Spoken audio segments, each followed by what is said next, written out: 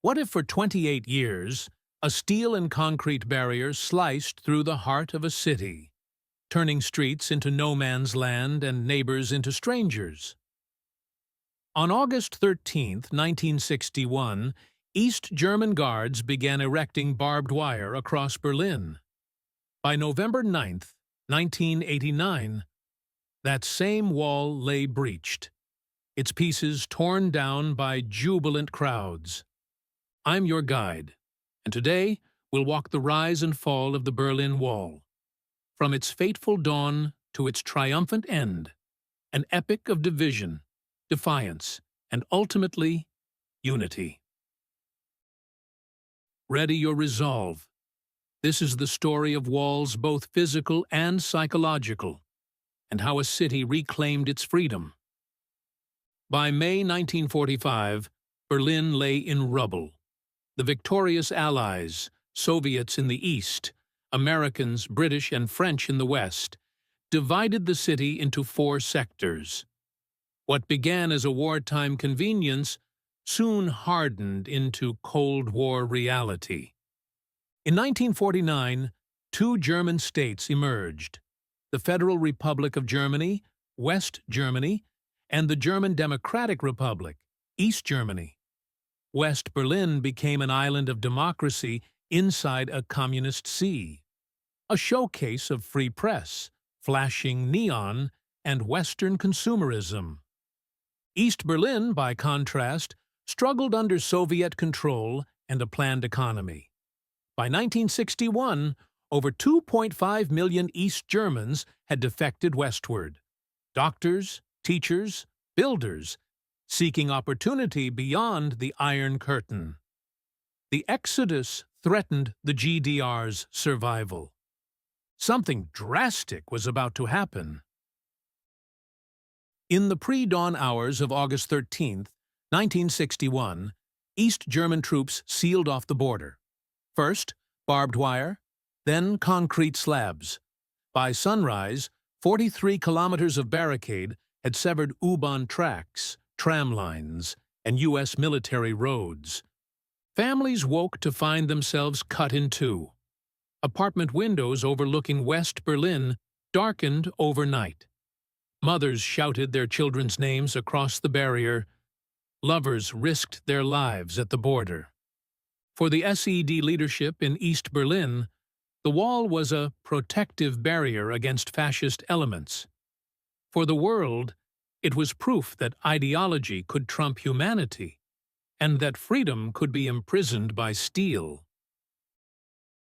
On the western side, the wall became a somber landmark.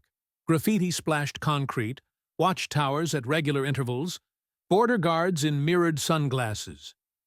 Checkpoint Charlie, the most famous crossing, bore witness to tense standoffs between U.S. and Soviet tanks. In East Berlin, families lived in fear. The Stasi, the state security police, watched every conversation. Attempted escapes were met with orders to shoot to kill. Over the wall's lifetime, at least 140 people died trying to cross, with thousands more imprisoned or deported. Yet life endured. Children played hopscotch at the wall's foot. Artists painted messages of hope. Every morning, East Germans passed the barrier on their way to work, school, or church. Constant reminders of their half-lives. Some refused to accept division. Tunneling parties dug beneath the border.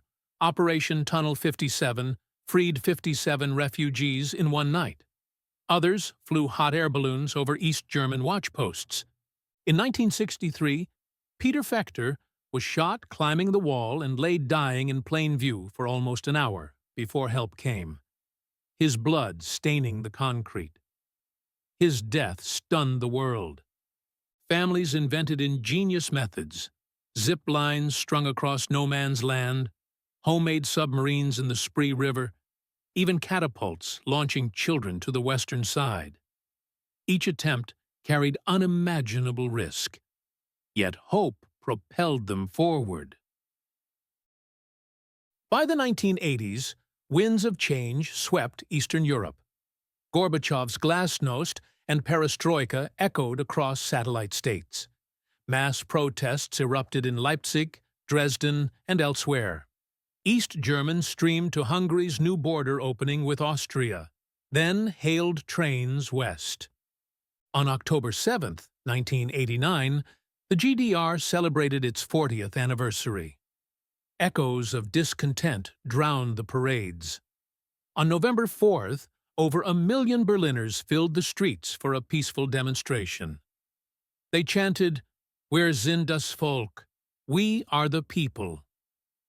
Behind the scenes, East German officials debated, keep the wall or tear it down. November 9, 1989, a date etched in history.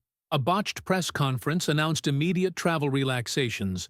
Crowds surged to border crossings, overwhelming guards unprepared to open fire. At Bornholmer Strasse checkpoint, Major Harold Jaeger finally ordered the barrier lifted. Soldiers removed spikes and concertina wire as jubilant East Germans flooded westward, calling relatives, climbing atop watchtowers, chipping away at the concrete slabs. That night, the wall became a playground. Champagne flowed, tears were shed, and bricks were wrenched loose by hammer and hand. The world watched live as a physical and symbolic barrier collapsed in hours.